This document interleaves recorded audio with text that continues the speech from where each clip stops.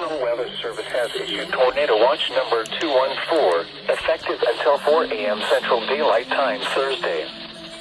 This watch includes the following counties in Missouri: Christian, Dade, Dallas, Greene, Macleod, Lawrence, Polk, Stone, Taney, and Webster.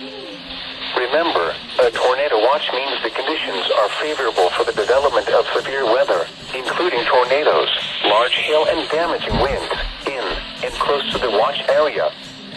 While severe weather may not be imminent, persons should remain alert for rapidly changing weather conditions and listen for later statements and possible warnings. Stay tuned to NOAA weather radio, commercial radio and television outlets, or internet sources for the latest severe weather information. Repeating, Tornado Watch number 214 has been issued from 9:45 p.m. Central Daylight Time until 4 a.m. Central Daylight Time Thursday for the following counties in Missouri: Christian, Dade, Dallas, It's gonna be a long Greene, night until the sun's Macleod, over, right, Lawrence, Polk, Stone, Taney, and Webster. Yeah, that's what it says until 4 a.m.